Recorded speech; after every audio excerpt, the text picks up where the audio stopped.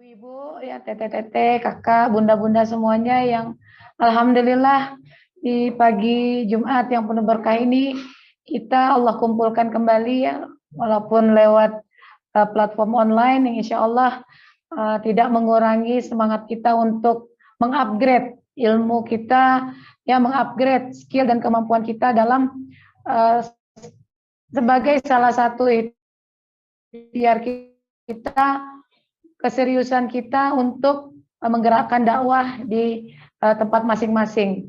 Ya, alhamdulillah pada kesempatan ini saya ingin mengucapkan juga terima kasih kepada manajemen Siwak Network, ya, Ustadz Randy Saputra dan juga Kang Haji Dewa Eka Prayoga sebagai founder dan juga sebagai presiden juga sekjen ya dari Siwak Network ini ya, Masya Allah lewat wasilah mereka menghadirkan pelatihan upgrading Siwak Network, upgrading pengelolaan manajemen dakwah. Ini merupakan salah satu, menurut saya ini adalah salah satu langkah yang sangat bermanfaat sekali ya untuk kita-kita semua, termasuk saya sendiri juga merasakan insya Allah program ini berjalan, ini kita akan merasakan bagaimana dampak atas pertumbuhan organisasi atau entitas dakwah yang kita bangun agar lebih bermanfaat dan kebermanfaatannya bisa lebih luas.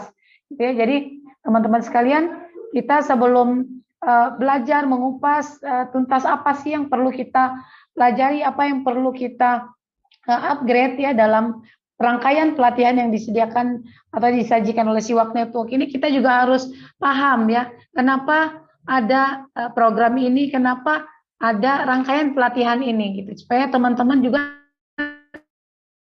tidak hanya sekedar, ini bukan sekedar Zoom seminar yang satu kali selesai, dinambung platform upgrading ini ya, insya Allah ini akan dilakukan secara intensif ya, sehingga benar-benar semua peserta yang nantinya mengikuti pelatihan ini itu akan merasakan dampak ya, before and after-nya ya. Jadi sebelum dan sesudah mengikuti rangkaian pelatihan untuk mengembangkan dakwah di tempat masing-masing. Baik, saya juga terima kasih, setidaknya ini kurang lebih ada berapa peserta nih? 63 ya, Masya Allah, Tabarakallah.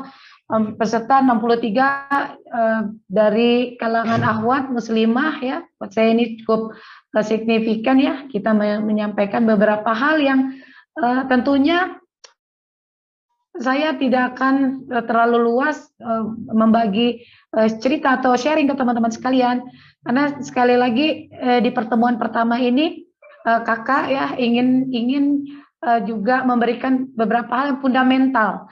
Fundamental ini sebelum kita mengeksekusi proyek-proyek dakwah yang Allah amanahi ke kita semuanya, tapi ada hal yang fundamental. Karena berbicara tentang upgrading manajemen dakwah, ya, ketika kita berbicara tentang upgrading, ya, itu yang ada di benak kita itu bagaimana kita mengupgrade dulu diri kita, ya, personalnya dulu, sumber dayanya dulu yang harus diupgrade. Jadi berbicara tentang upgrade ini nggak bisa kita langsung jump in ke upgrade di donasinya, bagaimana program nanti dulu ya. Karena yang saya sering dari riset ya, mungkin riset sederhana yang saya atau feedback lah sederhananya yang saya sering dapat ketika saya mengisi beberapa kegiatan atau pelatihan tentang dakwah mau itu dakwah kemasjidan atau dakwah sosial kemanusiaan di masyarakat. Itu rata-rata pertanyaan yang hadir tuh banyak ke bagaimana, ini pertanyaan klasik sih memangnya klasik, yang semuanya ada di dalam diri para penggerak dakwah itu, bagaimana kita mengupgrade atau mengoptimasi strategi kita untuk mendapatkan donasi yang terbaik gitu. Nah, padahal hal-hal yang fundamental sebelum kita sampai di fase manajemen fundraising atau penggalangan dana, itu adalah ada hal yang sebenarnya banyak sekali penggerak muslimah ini belum aware terhadap itu. Ya, jadi pada kesempatan ini saya izin untuk sharing sedikit materi atau tema yang mungkin ini bisa nanti jadi bahan diskusi panjang kita ya, supaya teman-teman memahami ketika kita berbicara tentang upgrade Nah, apa dulu yang harus kita pahami dari upgrade tersebut gitu ya. Nah, kawan-kawan, kalau kita mentelaah dulu ya makna dari kata upgrade ya.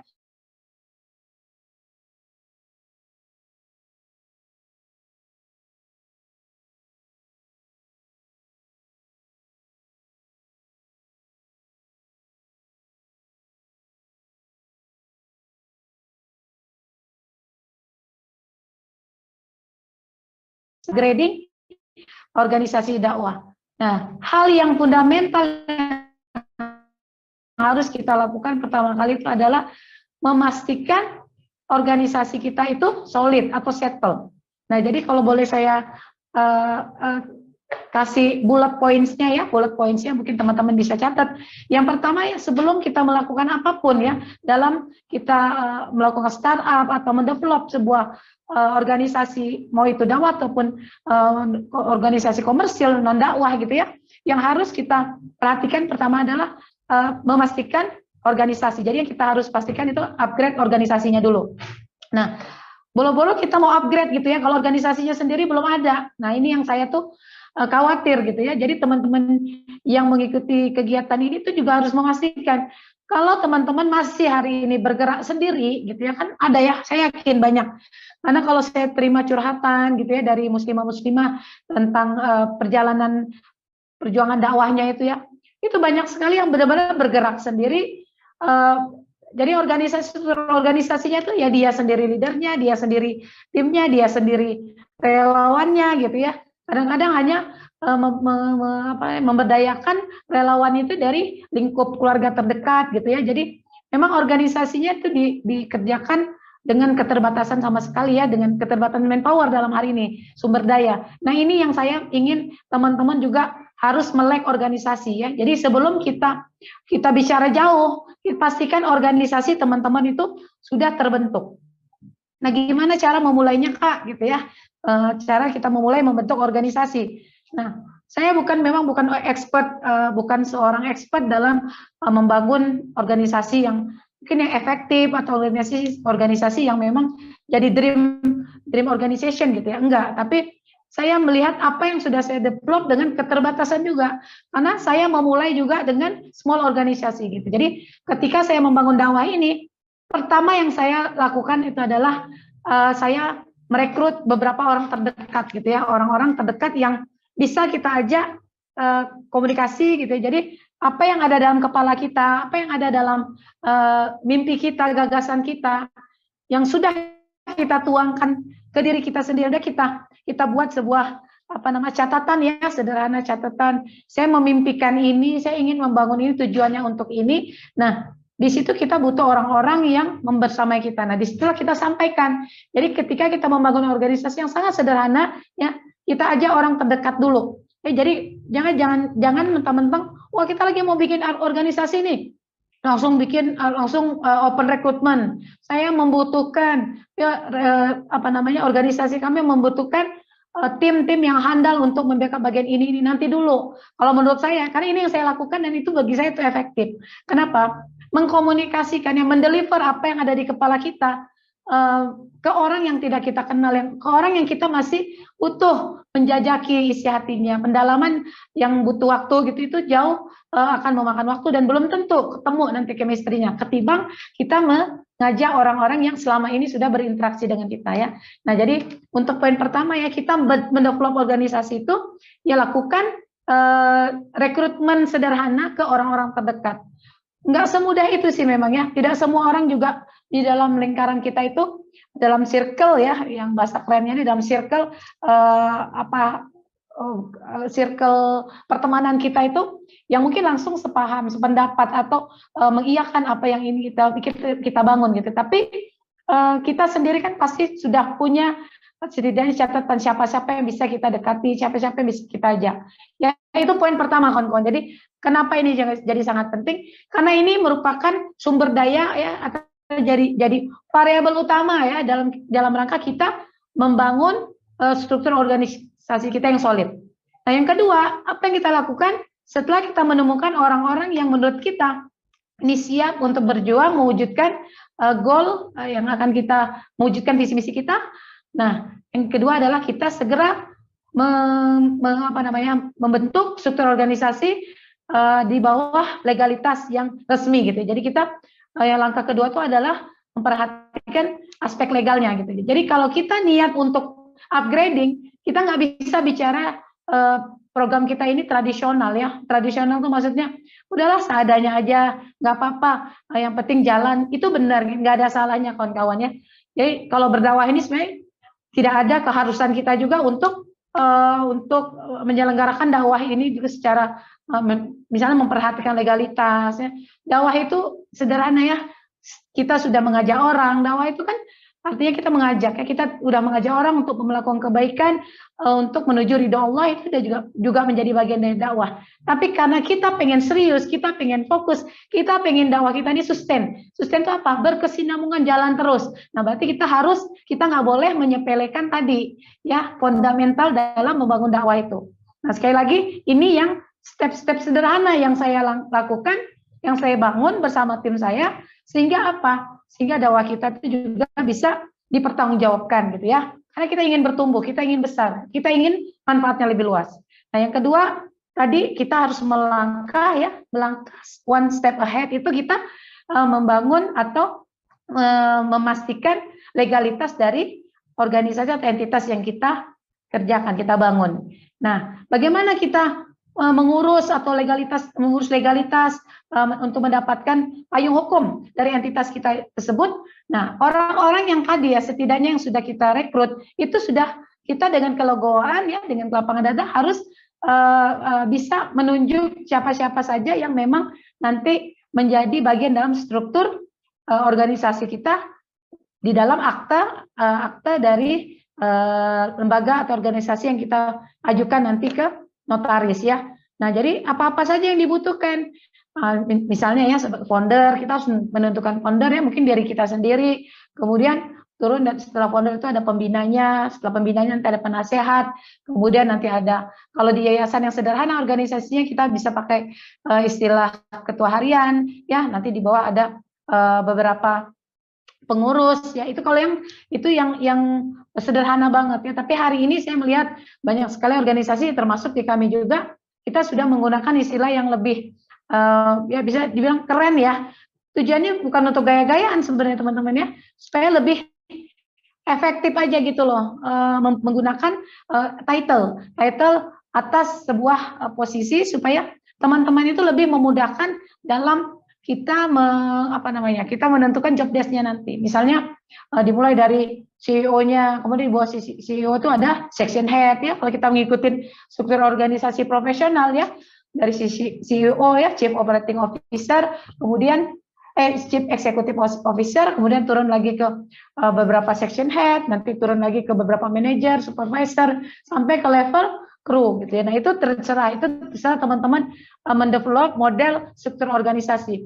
Nah, tapi kalau di notaris ya, pengajuan di notaris biasanya itu sudah baku. Yang mereka minta tuh biasanya siapa pendirinya, siapa pembinanya, dewan pengawasnya, penasehatnya, ketua hariannya, bendaharanya, sekretarisnya, ya seperti itu ya.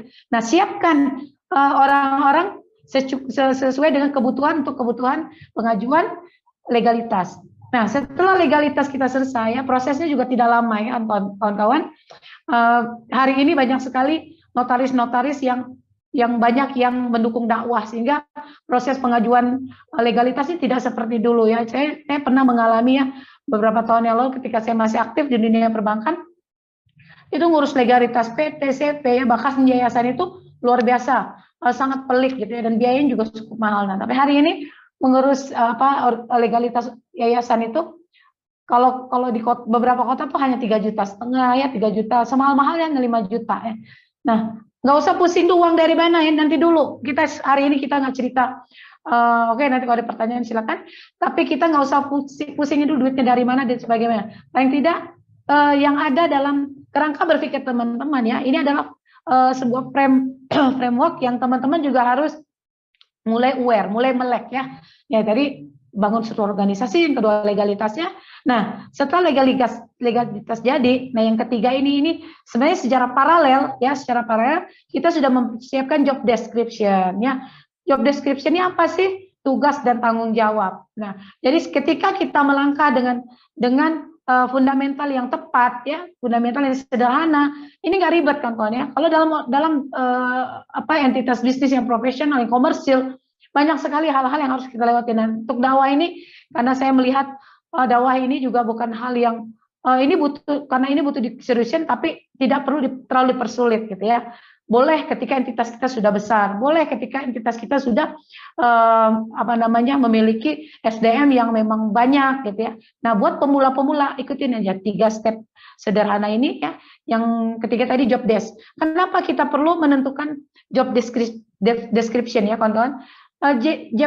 Job desk ini bisa di develop atau dibuat oleh kita sendiri ya, karena kita sebagai penggagas, kita sebagai founder. Nah, tapi boleh juga kita urung rembuk ya sama tim. Nah, ini mungkin sebagai draft awal gitu ya, kita bisa share ke tim, tapi untuk menyempurnakan itu perlu duduk bersama ya dengan tim yang berlima ini atau berenam yang kita tunjuk. Nah, kalau dalam bisnis kita ya orang-orang yang sebagai orang-orang yang pemula ya, orang-orang yang mendirikan, orang-orang yang terlibat dalam lahirnya sebuah entitas itu kalau dalam bisnis disebut istilahnya itu shareholder. Share bagi holder ya, pemilik. Jadi orang-orang yang memiliki memberi saham, tanda kutip ya, saham atas berdirinya sebuah entitas ya, dalam hari ini entitas dakwah. Nah, kawan-kawan ini berarti disebut sebagai siapa tadi? Shareholder ya. Nah, kenapa perlu kita juga beradaptasi dengan istilah-istilah seperti ini? Kenapa? Sekali lagi, kita sedang menuju sebuah proses upgrading. Jadi kita nggak boleh menutup mata bahwa ngapain sih ribet, apain ini istilah, enggak. Ini teman-teman kalau memang serius mau menyeriusin dakwah, ya kita harus siap membuka diri, membuka pikiran, kita harus siap belajar untuk mengupgrade banyak hal. Karena pengetahuan umum, pengetahuan yang luas yang menambah hasanah kita dalam menggagas sesuatu, mengeksekusi sesuatu itu penting ya. Jangan kolot ya. Dakwah ini kalau kita kelola dengan ala kadarnya apa adanya ya akan berjalan di situ-situ aja. Ya tetap menetes tes tapi tidak akan bertumbuh. Nah, makanya ini bukan gaya-gayaan. Ya saya lihat di sini kan banyak muslimah, banyak emak-emak juga ya. Ini bukan berarti kita merasa saya nggak butuh tahu itu. Enggak. Kita nggak bisa menolak karena kita adalah penggeraknya. Kita adalah orang yang memimpin sebuah gerakan. Ya, teman-teman juga harus siap untuk menerima perubahan, siap untuk menerima upgrading ilmu ya. Nah, makanya ketika kita menyisipkan beberapa istilah ini apa ini, teman-teman juga harus welcome gitu ya. Ini bukan untuk sok-sok untuk biar keren, tidak ya, karena udah hari ini hal-hal seperti itu sudah biasa, sudah lazim disampaikan atau ya udah digunakan oleh banyak entitas ya, termasuk entitas dakwah.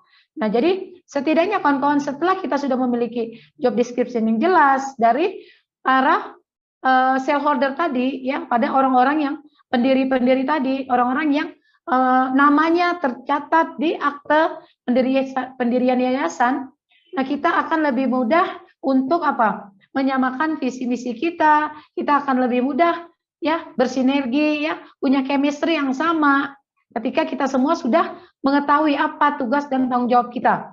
Nah, dari situlah ya ini menjadi cikal bakal hadirnya atau tegaknya sebuah organisasi yang efektif. Nah, apa itu organisasi efektif? Ya, dalam perusahaan juga mengenal istilah organisasi efektif. Organisasi efektif itu organisasi yang ketika visi dan misi yang dirancang oleh para shareholder, para pendiri-pendirinya ya, itu berjalan secara selaras ya. Jadi semua orang yang terlibat, para shareholder atau para pemilik, pendiri, pengurus yayasan yang terlibat di dalam sebuah organisasi memiliki visi yang misi yang sama, atau bahasa yang kita sering dengar itu punya satu frekuensi lah gitu bahasanya ya. Nah, itulah organisasi yang efektif ketika orang-orang di dalam itu memiliki visi dan misi yang sama untuk mencapai suatu tujuan yang sudah ditetapkan oleh yayasan atau organisasi gitu ya. Nah, setidaknya dari 3 poin ini kawan-kawan ya, mungkin nanti akan berkembang topiknya ya sebelum saya lanjut. Ini mungkin saya pengen kita diskusi ya, mungkin teman-teman diskusi. Kenapa? Buat saya yang diamanahi juga untuk berbagi di pelatihan upgrading ini. Kalau 3 hal ini teman-teman sudah nyaman, teman-teman sudah paham, teman-teman juga sudah mendapatkan gambaran bagaimana way out atau solusi ya, solusi way out itu solusi ya, solusi atas tantangan yang teman-teman nanti hadapkan pada saat teman-teman mau membangun organisasi yang efektif, ya bagaimana teman-teman nanti mengurus legalitas, bagaimana teman-teman itu untuk mendeliver job description kepada tim yang ada di ini sudah fit, sudah ngerti, sudah paham gitu ya. Nah, jadi setelah 3 poin ini teman-teman nyaman, ayo kita lanjut lagi ke pembahasan berikutnya yang mudah-mudahan ada waktu. Nah, jadi dari saya untuk sesi pemaparan pertama kita fokus di 3 itu dulu ya kawan-kawan sekalian. Saya kembalikan kepada moderator untuk sesi pertanyaan. Mungkin ada 3 pertanyaan kita akan akomodir. Terima kasih. Assalamualaikum warahmatullahi wabarakatuh. Waalaikumsalam warahmatullahi wabarakatuh. Jazakallah khair Bunda atas penjelasan materinya hari ini.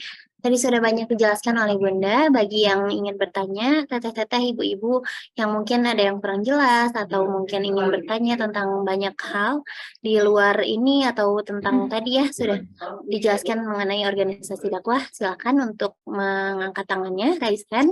Lalu nanti dipersilakan untuk membuka mic-nya. Baik, sudah ada ini alhamdulillah yang ingin bertanya dari Yayasan RQ Al-Mughni Majalaya. Silakan. Bismillahirrahmanirrahim. Assalamualaikum warahmatullahi wabarakatuh. Waalaikumsalam. Waalaikumsalam warahmatullahi wabarakatuh Majalaya ya. Jazakillah khair atas kesempatannya Bun. Perkenalkan saya Ina, Ketua dari Yayasan Rumah Quran Al-Mughni Majalengka. Yayasan kami baru berjalan 1 tahun ini, Bun. Kemudian saya di setiap hari Jumat itu ada nasi berkah 10.000, Bun, gitu, harga 10.000. Hanya saat ini kami masih belajar mengelolanya itu untuk para penghafal Quran dan pejuang nafkah begitu. Adapun pembagiannya dari yayasan itu ada yang ngambil sama yang dianterin, Bun. Kemudian kalau untuk para pejuang nafkah kita bagi-bagi aja gitu di jalanan.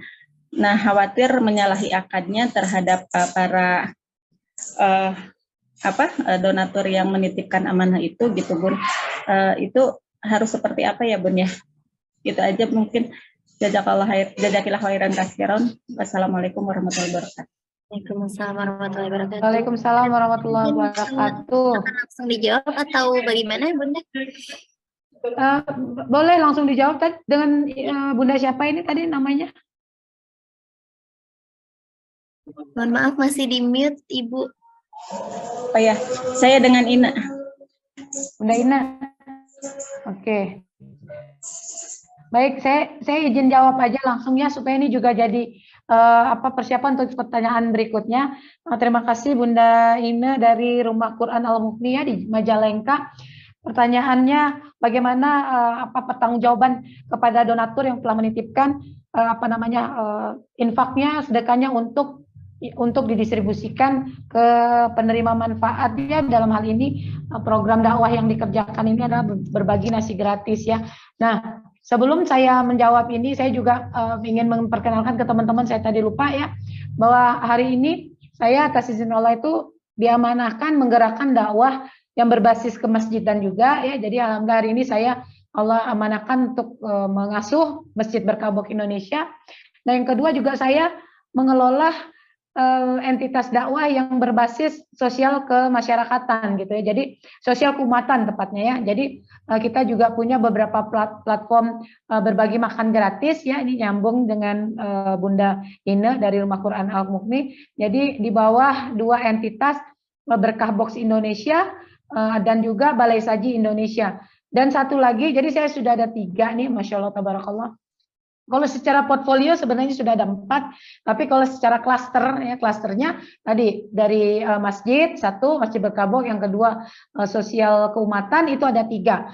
Sosial keumatannya yang pertama Balai Saji itu gerakan memberikan makan siang gratis, kemudian Berkabok memberikan nasi box gratis dan juga nasi makan siang gratis juga. Nah, dalam perjalanan sekarang sejak bulan lalu itu sudah kami merge ya, saya merger ya bahasa Indonesia, merge itu digabungkan gitu. Jadi dakwah berkabung sama Balai Saji itu sekarang sudah berjalan bersama gitu, karena supaya bisa saling solid dan lebih kuat gitu ya fondasinya, karena memang terkait dengan pendanaan. Nah, yang ketiga, yang entitas di bawah klaster sosial keumatan itu adalah yang baru-baru saya launching di November kemarin, itu ada TSM. Apa itu TSM? The Survival Muslimah. Ya, jadi salah satu gerakan yang ingin menemani para muslimah-muslimah seluruh Indonesia dalam mencari solusi dari Allah dengan jalan bersabar, bertahan dengan sangka baik kepada Allah. Nah, jadi ini ini adalah salah satu angle dakwah yang saya pilih untuk membersamai banyak muslimah yang hari ini mendapat ujian ya, supaya bisa melewati ujiannya itu dengan cara-cara yang diridhoi Allah. Nah, kembali ke pertanyaan dari Bunda Ine ya. Sebenarnya pertanyaan yang saya harapkan ini adalah 3 poin yang pertama saya sampaikan, lebih ke situ tadinya, tapi nggak apa-apa. Kalau bertanya harus dijawab gitu ya. Tapi saya ingin lebih, kawan-kawan, ke depan pertanyaannya itu lebih ingin memastikan ya teman-teman sudah aware dengan organisasi ya. Jadi jangan sampai jangan sampai teman-teman sudah terlalu melangkah jauh tapi organisasinya belum stabil, belum fit, belum stable ya, belum ada yayasannya, masih bertransaksi dengan nomor rekening pribadi. Nah, ini penting ya. Nah, saya berharap kalau sudah yayasan berarti sudah punya rekening yayasan ya, paling tidak sudah ada orang-orang yang mengelola, ini berarti sudah aman. Nah, bagaimana pertanggungjawabannya ya, singkat aja jawabannya. Pertanggungjawaban kepada donatur itu yang pertama ya, apakah kita harus pastikan dulu ya, apakah para donatur itu sudah dibentuk sebuah komunitas atau kolam atau grup ya, yang terserah teman-teman bisa pakai grup WhatsApp, grup Telegram dan sebagainya, untuk teman-teman itu mengkomunikasikan semua aktivitas maupun itu realisasi maupun itu kegiatan-kegiatan yang berkaitan dengan yayasan kita, itu harus dikomunikasikan, harus diupdate kepada donatur dalam satu grup atau satu jalur komunikasi. Nah, sebenarnya sederhana. Kalau masalah bagaimana pertanggungjawaban kita kepada donatur yang sudah menitipkan, donatur itu prinsipnya ya, kalau kita dari awal sudah clear bahwa dakwah kita ini membagikan makan gratis kepada siapapun yang membutuhkan, ya, tidak terkunci hanya memberikan makan gratis untuk anak pondok misalnya gitu. Nah, narasi kita ini harus perlu kita pastikan narasi kita itu apa, kita membagikan nasi untuk siapa. Kalau dari awal ya, kalau kayak kami di Berkabung dan Balai Saji, kami udah clear memberikan makan kepada siapa saja, gitu. Karena memang ya seruan untuk ajakan untuk memberi makan kepada saudara-saudara kita, ke siapa aja itu ada dalam hadis Nabi itu, ada hadis Nabi itu clear ya, yang diriwayatkan oleh Tarbani ya, barang siapa yang memberi makan kepada umat mukmin ya, dalam ini memang umat mukmin, tapi tidak menjelaskan secara detail umat mukmin ini siapa, fakir miskin kah, anak yatim kah, penghafal Quran kah, siapa hamba saya kah, tidak dijelaskan. Jadi secara general kita bisa mengambil kesimpulan bahwa siapapun boleh dikasih makan ya lewat hadis ini, hingga dia terbebas dari rasa lapar, dan yang bersangkutan orang yang menggerakkan program ini, kegiatan ini, itu insya Allah akan dimasukkan oleh Allah ke dalam surga lewat jalur yang tidak dilewati oleh jalur orang lain. Nah, artinya ini hadis penguatnya ya. Jadi ketika ya kita merasa ada ketidaknyamanan gimana ya dengan donatur, kita harus pastikan ya akad mereka di awal itu apa. Nah, mereka berakad tentunya sesuai dengan apa yang kita narasikan. Kalau kita bernarasi bahwa kita mengumpulkan dana untuk memberikan makan kepada anak yatim, berarti kita harus bertanggung jawab. Apa yang kita berikan itu benar-benar ke anak yatim. Nah, hati-hati. Ini yang saya betul-betul ketika saya membangun entitas Berkabung bersama Abi Rendi Saputra saat itu kami betul-betul mencari titik yang lebih nyaman gitu ya, lebih mudah, supaya kita tidak salah mengeksekusi amanah dari donatur. Nah, yang kedua, kawan-kawan, prinsip donatur itu kadang-kadang mereka juga tidak sedetail yang kita pikirkan gitu ya. Bagi mereka sudah menitipkan rezekinya, terserah mau jadi apa, yang penting jadi makanan, mereka juga tidak tidak terlalu, kalau itu yang saya alami ya, mereka tidak terlalu mengejar gitu loh. Ini mana bukti, ini mana bukti.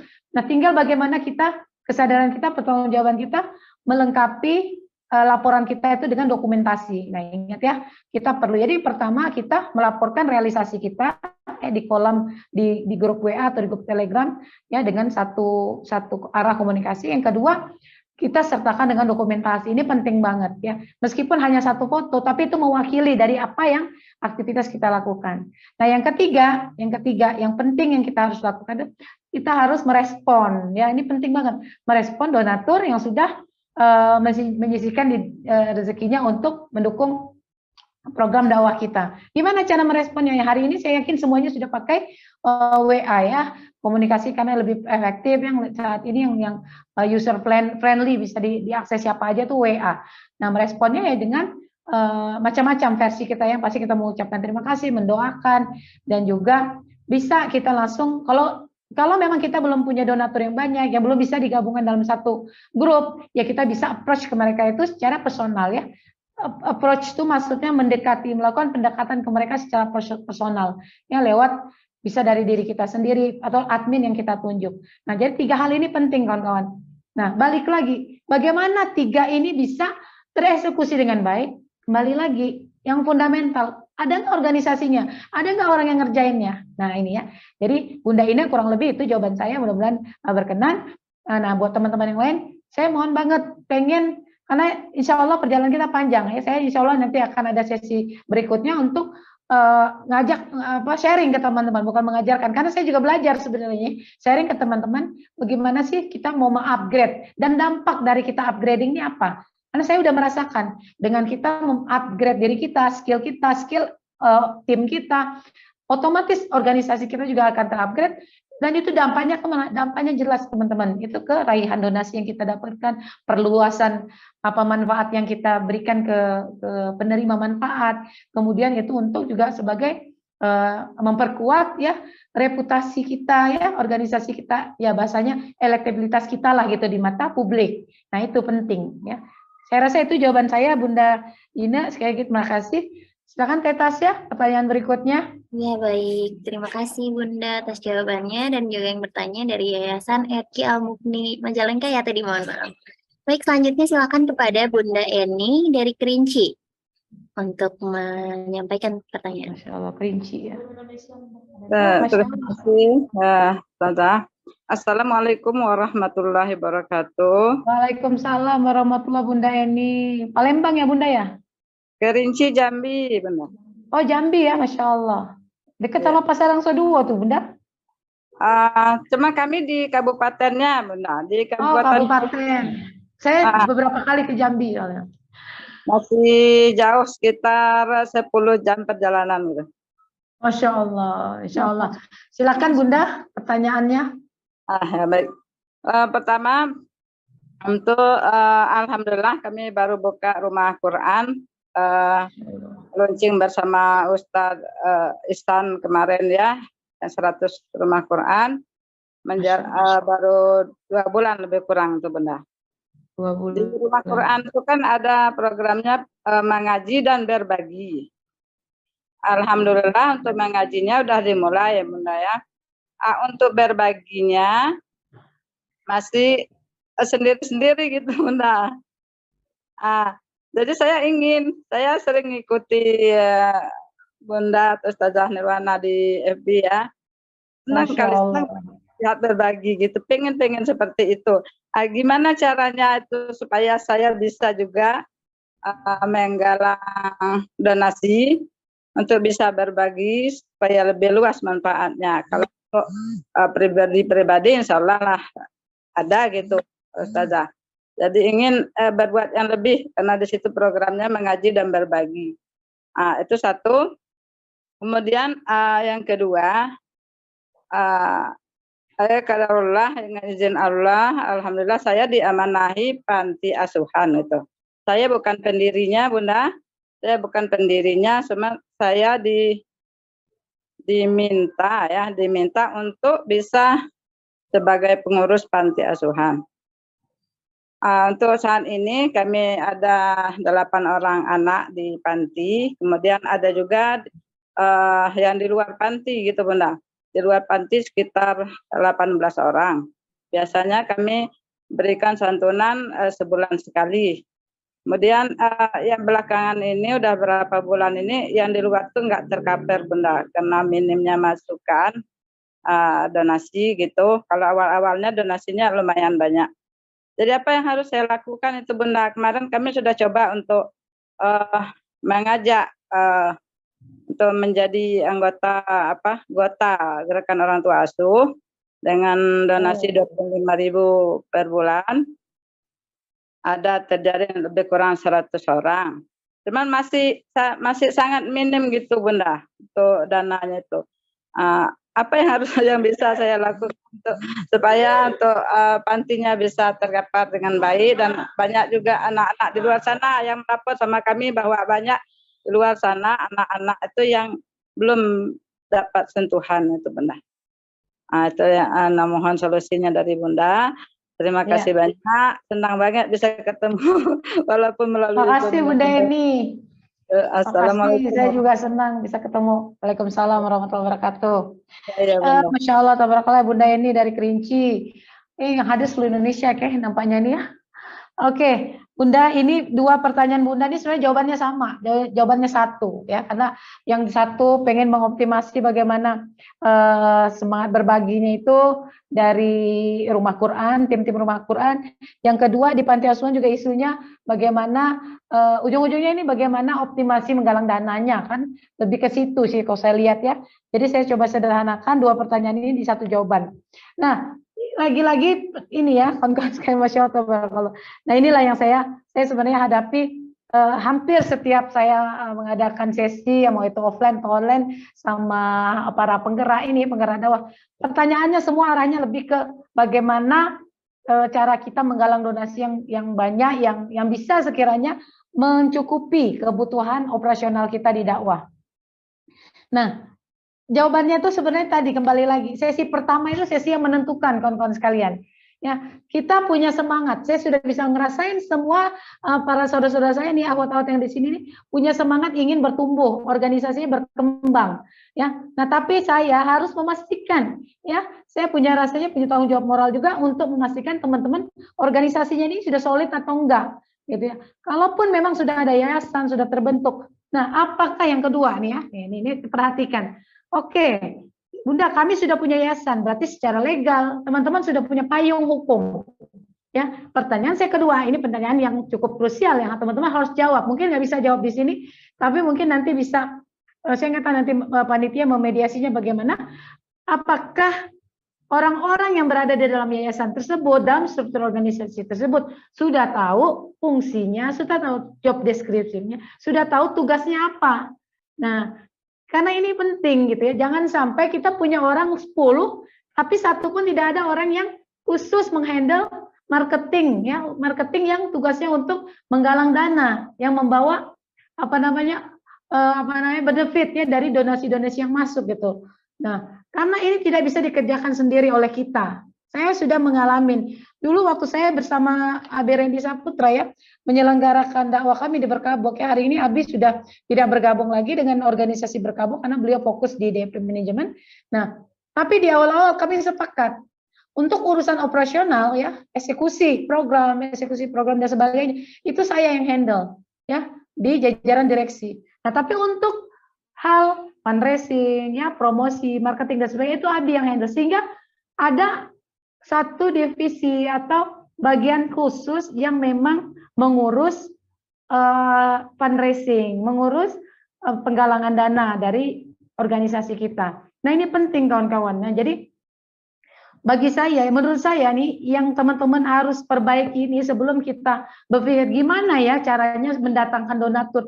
Itu memang pertanyaan yang kalau menurut saya memang enak, mudah diucapkan, tapi memang jawabannya tuh butuh rangkaian proses, rangkaian ikhtiar. Ya, pastikan dulu orang-orang yang ada di dalam organisasi kita ini udah efektif. Efektif itu tadi dia tahu tugasnya apa, saya tugasnya apa. Kalau tidak ada Bunda, kami cuma berlima, 5 orang, kami semua kerjakan sendiri untuk ini. Nah, berarti harus rekrut orang yang mengerti. Ya, hari ini kawan-kawan ya, dengan pesatnya kemajuan teknologi, sebenarnya sudah jelas kita yang di Jambi ya bisa mengoptimasi donasi kita itu dengan cara online. Ya, kalau kita tidak bisa punya keterbatasan untuk face to face atau door to door mendatangi atau secara offline ya tadi ya mendatangi calon donatur yang akan support kita optimasi maksimalkan lewat jalur online. Nah, untuk jalur online sendiri ini kan butuh skill, butuh kepiawaian, butuh kompetensi. Nah, kembali lagi coba di dalam organisasi kita ada nggak yang ngerti itu? Kalau tidak ada, kalau cuma modalnya ngerti cuma WA doang, menurut saya kita harus segera bergerak. Kita harus segera bergerak dengan apa? Membuka kesempatan anak-anak muda yang mengerti atau siapapun yang mengerti dunia digital ya. Jadi optimasinya lo digital. Seperti apa Bunda? Kita nggak usah terlalu pelik memikirkannya karena hari ini juga ya Masya Allah sudah banyak platform-platform untuk menggalang donasi itu yang didevelop oleh beberapa entitas ya.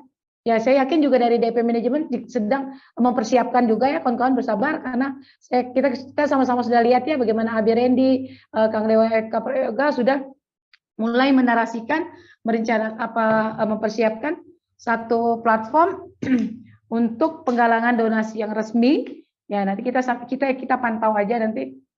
Nah, bekerja sama atau bermitra, berkolaborasi, bukan kolaborasi, lebih bermitra ya, menjadi mitra dari platform yang mereka bentuk atau hari ini sudah ada platform yang sudah existing, itu penting. Itu penting kenapa? Itu menjadi salah satu backup buat kita dalam memaksimalkan fundraising yang ada untuk mendukung dakwah kita ya. Hari ini mungkin kita punya teman yang bisa kita japri, beberapa teman, tapi apakah mereka bisa konsisten? Yaitu tergantung kuat-kuatannya kita. Bagaimana mereka bisa memberikan lebih, itu tergantung bagaimana kita mengeksekusi amanah yang sudah mereka titipkan. Tapi kalau kita cerita upgrading, kita butuh bertumbuh. Kita nggak bisa cuman modal itu saja Bunda ya, kawan-kawan sekalian. Kita butuh untuk berkolaborasi dengan beberapa entitas yang memang fokus untuk dalam penggalangan dana. Nah, hari ini banyak ya, tinggal kita bijaksana memilih mau ikut yang mana gitu ya. Tapi saya yakin yang hari ini sedang didevelop sama DP Foundation ya, insya Allah ini bisa menjawab juga bagaimana banyak entitas dakwah ini yang hari ini kesulitan untuk mendapatkan dana donasi yang sesuai dengan kebutuhan ya. Mudah-mudahan lewat platform yang akan mereka launching nanti kita semua bisa mendapatkan manfaat ya dari hadirnya platform kebaikan tersebut ya. Saya mungkin nggak bisa sebut dulu karena belum resmi di launching. Nah, jadi kembali lagi Bunda menjawab ini Bunda yang Bunda lakukan hari ini itu dipertahankan. Nah, tapi kembali lagi saya nggak tahu kondisi persisnya di lapangan seperti apa. Kalau memang ada tim yang memang bisa punya kemampuan di bidang digital gitu ya, bisa memanfaatkan media sosial sebagai kanal atau channel untuk meningkatkan donasi teman-teman ya, berarti manfaatkan orang yang ada. Tapi kalau tidak ada, mau nggak mau harus rekrut. Karena apa? Kita punya kegiatan itu ya, itu harus setiap hari disuarakan, harus dinarasikan, harus diceritakan. Hari ini kita ngapain, kita butuh dana berapa. Mau yang soft selling, mau itu hard selling ya, silakan, tidak ada yang salah. Ya, kadang-kadang kita juga karena kita sungkan mungkin bahasanya sederhana, nggak terlalu vulgar gitu, nggak terlalu terang-terangan, tapi orang nggak ngerti. Tapi di satu sisi juga ada orang nggak nyaman juga ketika kita mungkin langsung to the point. Silakan yang mau ini kita lagi butuh sekian, ya maksudnya tergantung kita lah ya. Kalau saya sih ngelihat dua-duanya sama aja, sama-sama boleh dikerjakan ya, tergantung nyaman kita seperti apa. Karena kembali lagi yang menggerakkan orang itu untuk berdonasi kita tuh Allah gitu ya. Jadi kita ingat satu hal yang kita nggak boleh terlalu berharap sama makhluk ya. Ketika kita merasa semua yang udah kita kerjakan ini kayaknya sudah maksimal, udah mantap, tapi kok belum ada yang membantu kita. Nah, kembali lagi kita ini sedang berharap sama siapa, sedang ngomong sama siapa. Nah, itu harus diperhatikan karena yang saya evaluasi selama ini apa yang saya lakukan, ya alhamdulillah dalam keadaan sempit sekalipun pertolongan tuh ada terus gitu loh. Kenapa? Karena kita minta sama yang punya gitu ya. Ya yang punya segalanya. Minta sama yang punya segalanya. Biar yang punya segalanya Allah Subhanahu wa taala itu yang narik-narik orang-orang yang beliau kirim ke kita. Nah, jadi saya sederhanakan lagi jawaban untuk Bunda Eni ya, insyaallah coba komunikasikan internal Bunda di ininya, di organisasinya. Siapa yang bisa yang punya skill atau kompetensi di bidang teknologi ya, yang mengerti bagaimana manfaat media sosial itu untuk upgrading ini kita ya, fundraising kita itu dimanfaat. Kalau nggak ada, segera rekrut satu tim yang bertugas itu tadi untuk menarasikan, termasuk untuk fundraising. Apalagi hari Jumat begini, ini semuanya, semua entitas dakwah itu berlomba-lomba. Kalau kita tidak bergerak, kita akan ketinggalan, gitu loh. Karena orang itu menunggu, gitu ya. Mana nih entitas yang sedang lagi butuh uang, nah seperti itu. Ya kita nggak boleh, karena ini juga rezeki yang harus kita kejar sama. Ya, prinsipnya sama. Kalau kita analogikan dengan rumah tangga ini sama. Seorang kepala keluarga yang lagi bertebaran di muka bumi lagi mencari rezeki dari Allah untuk menghidupi keluarganya, sama. Kita juga keluarga, entitas keluarga yang sedang mencari rezeki untuk menghidupi umat-umat ini, yang keluarga kita nih umat-umat ini. Ya mudah-mudahan jawaban saya bisa sedikit mencerahkan Bunda ya. Kurang lebih saya mohon maaf karena saya juga masih belajar ya. Silakan mungkin mudah-mudahan pertanyaan selanjutnya ini saya ini mungkin panitia ya, nanti mungkin media apa namanya dari pihak organisasi foundation ini bisa juga memberikan profil ya, profil dari peserta dan tingkat pemahaman peserta gitu, bagaimana urgensi sebuah organisasi ya. Itu dulu sebenarnya yang harus teman-teman pahami. Karena ini sebenarnya masalah bagaimana donasi kita nanti meningkat atau enggak dan sebagainya. Itu nanti bisa kita kerjakan ya ketika kita sudah punya tim yang solid bergerak. Meskipun semuanya Allah yang gerakkan, tapi ikhtiar kita itu dilihat sama Allah ya. Nah itu yang fundamental yang harus kita sama-sama pahami ya. Silakan Teh Tasya, pertanyaan selanjutnya. Baik, insya Allah Bunda. Ya, selanjutnya tadi yang sudah mengangkat tangan terlebih dahulu ada Ibu Noneng Surtika. Silakan Ibu terlebih dahulu dijelaskan nama dan juga asalnya, lalu pertanyaannya. Assalamualaikum warahmatullahi wabarakatuh. Warahmatullahi wabarakatuh. Ustazah, perkenalkan saya Noneng dari Cilegon. Kebetulan saya diamanahi anak-anak ya. Anak-anak sih tidak banyak. Kalau dulu memang banyak anak-anak, tapi sekarang anak-anak keluar, banyak yang keluar karena mereka tuh malu sampai sana sampai sekolah. Nah, Maaf Bunda, di situ ribut ya, saya nggak terlalu dengar Bunda. Ada yang oh iya, sebentar saya ke ruangan ini dulu. dimaklumi mama begitu ya, rempong ya. Iya. Mohon maaf. Sebentar. Terus gini, ini Mangga, silakan lanjut. kedengaran ya. Kebetulan memang saya juga memang punya kesibukan. Ada jarak jam kerja tertentu di luar gitu, jadi tidak bisa optimal full di situ. Gitu. Tapi memang kebetulan Allah itu mengirimkan ada suami istri yang penghafal Al-Quran yang memang ingin ikut di situ. Nah, karena memang beliau pun memang sambil ngajar, kalau memang misalkan sambil mengerjakan yang lain-lain memang jadi kerepotan, karena memang kita itu dititipin anak-anak itu dari berbagai umur, mulai dari umur 1 tahun, ada yang sampai SMA, gitu. Dan memang lumayan karena bervariasi itu, jadi anak-anak itu banyak pesan cintanya lah buat kita, itu istilahnya kan pesannya. Terus yang jadi pertanyaan ini itu kan memang di kita juga untuk masalah dana operasional memang sangat sedikit banget gitu, sangat limit lah gitu kan. Tetapi ya beras itu yang banyak. Kita sampai pernah dikasih beras itu kan kita bingung ya, kalau kita nolak juga kan nggak enak gitu. Misalkan datang lagi beras dari sana, dari datang lagi beras gitu dari sini, ya kita terima.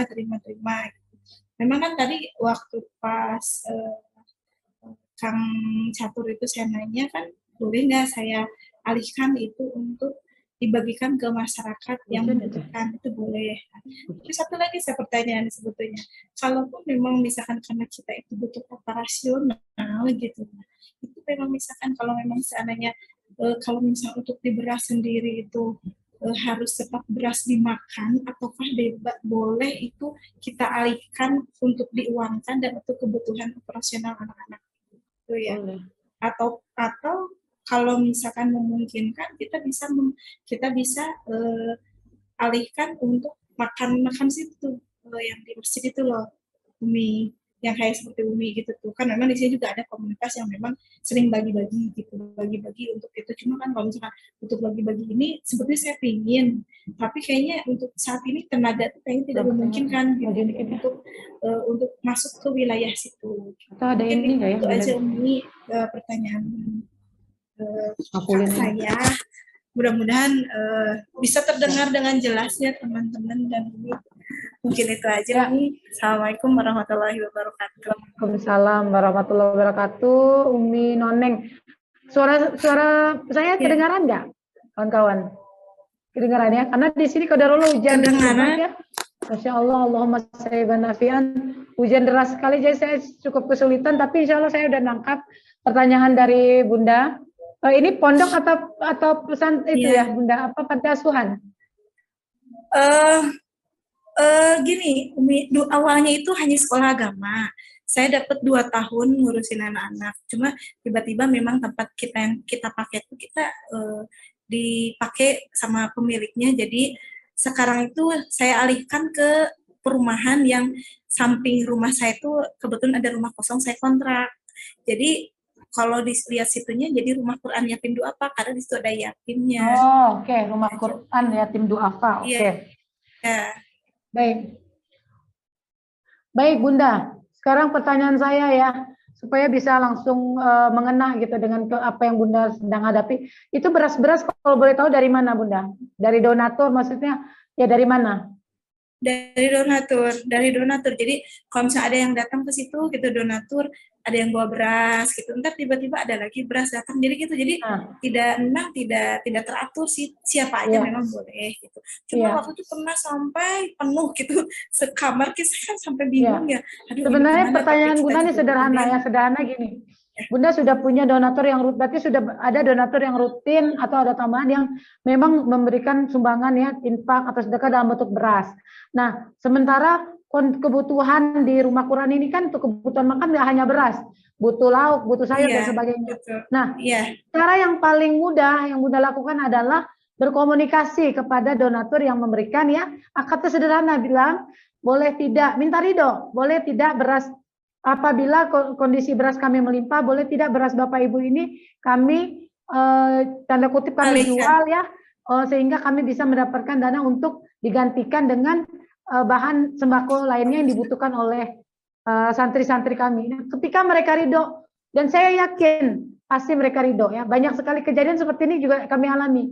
Jadi ketika kami juga dapat beras di masjid itu dapat sumbangan beras banyak. Nah, kami punya dapur. Jadi kan masjid saya tuh masih berkabok dengan catering Balai Saji itu beda. Nah, akhirnya Balai Saji itu membeli beras dari berkabok gitu loh, dengan harga yang di bawah harga pasar. Nah, uangnya itu sama masjid itu dipakai untuk apa? Untuk membantu beli sabun mandinya santri, untuk membantu kenapa? Karena stoknya berlebih. Nah, hal-hal kayak gini ini tergantung akad kita. Ya, jadi keridoan dari donatur. Dan saya yakin donaturnya berkenan. Seandainya Bun donaturnya tidak mau, dicatat. Nah, makanya pembukuan ini penting, pembukuan penting. Jadi Bunda kalau terima infak dari donatur dicatat kan, misalnya dari Haja Nirwana beras 5 kilo, itu dicatat kan? Belum nih Umi ya, belum untuk saat ini sampai ke situ belum, karena saya kan karena saya di luar ya. Mungkin insya Allah mudah-mudahan depan. Ya, salahnya di mana sudah tahu. Mulai sekarang ini advice dari saya, mulai sekarang setiap donasi yang masuk itu dicatat. Beras dari Bunda ini sekian 10 kilo. Baru ditanyakan, ridho nggak kalau ini kami uangkan, kami jual, uangnya bisa kami jadikan ini. Kalau dia ridho, kasih tanda, nih ridho, berarti berasnya boleh dijual. Kalau dia tidak ridho, tandain juga, berarti beras. Nah, itu dikomunikasikan dengan tim. Tim, kita dapat beras 100 kilo, 50 kilo donatur ridho, ini dijual jadi ini. 50 kilo nggak boleh dijual. Tahu-taunya kebablasan 60 kilo kejual. Berarti kita dosa nanggung 10 kilo. Itulah fungsinya, balik lagi Bunda, organisasi. Di organisasi itu harus dibentuk siapa ketuanya, siapa sekretaris, siapa bendahara. Nah, makanya nih, Masya Allah ya, tapi nggak apa-apa, nggak ada yang salah. Ini adalah cara Allah ya untuk saya juga menganalisa juga bahwa teman-teman yang bergerak di bidang dakwah ini memang bukan karena apa nggak mau, tapi karena ketidaktahuan bagaimana urgennya ya, pentingnya teman-teman itu men-settlekan organisasi dulu. Ketika organisasi teman-teman sudah fit, sudah mantap, teman-teman sudah nggak dihadapkan dengan isu-isu yang kebingungan seperti ini. Tapi bagus, case demi case ini jadi bahan untuk kita juga menyiapkan pelatihan atau materi yang lebih tepat guna, maksudnya materi yang lebih dibutuhkan, tepat sasaran gitu ya. Daripada saya menarasikan macam-macam, ini pondok ini harus, saya menarasikan tinggi-tinggi, ternyata hal yang fundamental belum selesai gitu ya.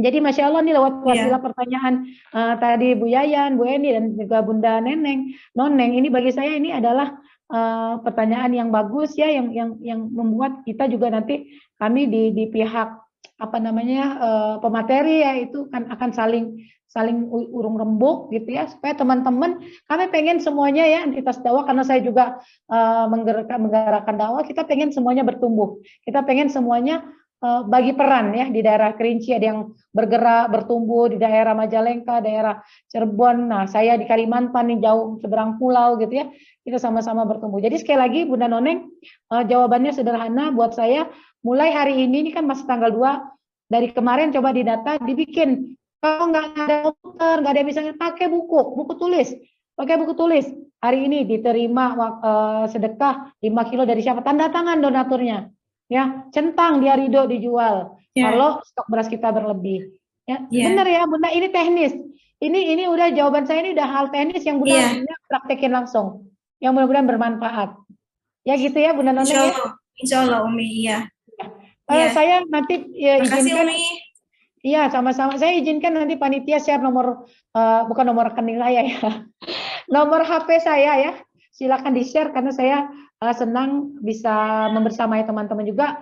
Nanti teman-teman juga bisa join di grup kami di The Survivor Muslimah, itu efektif sekali ya teman-teman yang punya masalah bisa sharing, nanti profilnya, identitinya kami sembunyikan supaya tidak terekspos ya di grup gitu. Jadi nanti di di penghujung sesi nanti saya share ya gimana cara untuk bergabung di The Survivor Muslimah. Atur nuhun, ini gimana? Masih ada pertanyaan kawan-kawan? Atau saya boleh menambahkan sedikit? Baik, izin Bunda, mungkin karena memang waktunya terbatas ya. Mohon maaf kepada yang sudah raise hand, ini Masya Allah banyak sekali yang ingin bertanya Bunda. Cuman tadi Bunda sudah mempersilahkan ya nanti untuk nanya melalui boleh. Sebagainya. Jadi bisa diskusi lebih lanjut. Mohon maaf kepada yang sudah raise hand namun belum berkesempatan untuk bertanya langsung hari ini. Bisa nanti di-share oleh admin atau oleh Bunda sendiri, nanti ada semacam support diskusinya. Baik, ini saja Bunda dari chat karena memang banyak juga yang di chat. Satu pertanyaan sekaligus nanti bisa langsung dilanjutkan dengan closing statement dari Bunda. Jadi pertanyaannya adalah bagaimana menyikapi kegiatan berbagi nasi dengan isu lingkungan. Apakah bisa sharing Bunda mengenai gimana menyediakan hidangan seperti balai saji, apa saja tantangannya ya menurut pengalaman dari Bunda, dan sekaligus closing statement. Baik, silakan Bunda. Ya, terima kasih. Ini pertanyaan untuk menutup sesi kita hari ini. Terima kasih, saya senang ada pertanyaan yang cukup buat saya ini cukup signifikan juga buat teman-teman penggerak dakwah ya.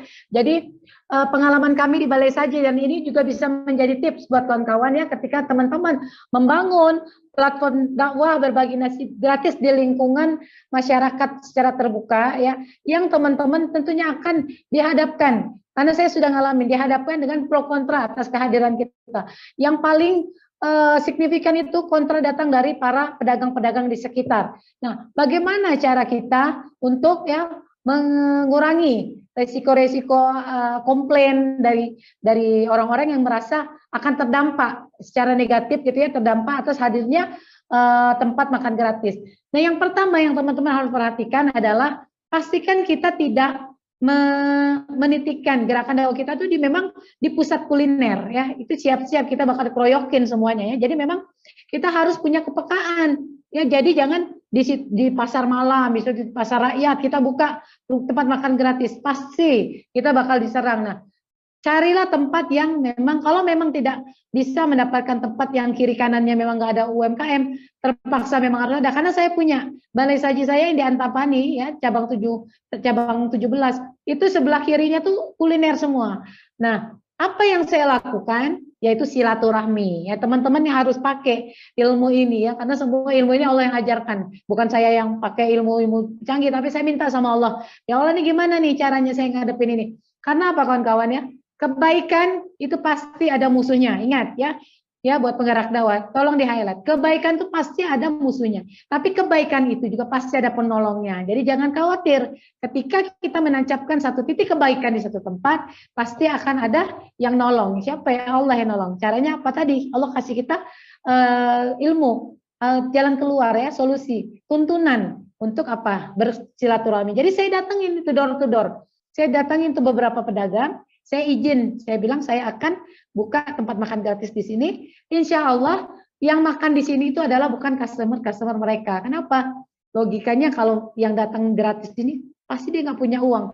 Kalau dia punya uang dia pasti akan malu. Nah, alhamdulillah izin Allah, salah satu titik saya di Antapani itu sebelah kiri saya tuh sejak kehadiran saya malah mereka berterima kasih. Kenapa? Mereka itu memberikan testimoni sejak kehadiran Balai Saji. Dagangan mereka malah makin ramai. Kenapa? Karena banyak ojek-ojek online ya yang hadir di situ gercep. Nah, karena ojek-ojek online yang ngantri, itu pada ojol-ojol itu pada apa? Makan siang dulu di tempat kita. Sehingga ojolnya senang gitu, setiap ada orderan ke situ diambil. Itu yang membuat perputaran penjualan mereka di situ lancar. Jadi Masya Allah, tabarakallah kawan-kawan. Sebenarnya strategi cuma dua itu. Yang pertama, kita cari tempat yang memang strategis, yang tanpa harus dikelilingi dengan UMKM. Kemudian tempatnya itu kalaupun tidak ada pilihan lagi, ya kita bisa milih tempat yang ada UMKM tapi sedikit. Dan yang kedua, lakukan silaturahmi. Sampaikan niat baik kita ya. Itu aja mungkin jawaban dari saya buat teman-teman yang mungkin di lapangan itu menghadapi tantangan seperti itu. Ya, sebagai closing statement dari saya, sekali lagi kawan-kawan, insya Allah program ini ada program berkelanjutan ya. Kalau teman-teman ingin upgrade, ingin bertumbuh, ya ingin lebih baik dari sebelumnya, ya teman-teman fokus ya belajar di platform ini. Yang tadi sudah saya sampaikan, ada 3 hal ya. Sebelum kita bicara jauh tentang bagaimana kita mengoptimasi donasi kita, bagaimana kita meluaskan manfaat kita, bagaimana kita membesarkan entitas dakwah kita, pastikan kita punya organisasi yang efektif. Bagaimana membentuk organisasi yang efektif? Tadi, lakukan minimal 3 hal tadi ya. Fundamental yang pertama, bentuk organisasinya. Yang belum punya, kalau sudah ada, alhamdulillah. Yang kedua, segera urus legalitasnya. Kalau sudah ada, alhamdulillah. Yang belum, segera urus. Bisa konsultasi ya. Saya bukan pakar hukum, legal hukum yang mengerti detail, tapi setidaknya pengalaman yang saya lakukan bisa saya sharingkan. Nah, yang ketiga, tentukan job description. Pastikan orang-orang yang ada di dalam organisasi itu tahu job dan description atau tugas dan tanggung jawab mereka di dalam yayasan. Nah, ketika 3 ini sudah kita bentuk ya, kita akan menuju ke organisasi yang efektif, sehingga visi misi yang kita bangun bersama itu insya Allah akan berjalan sesuai dengan goal yang sudah kita tetapkan. Mungkin dari itu saja dari saya ya. Banyak dalam kepala saya yang ingin saya sharingkan karena waktu terbatas.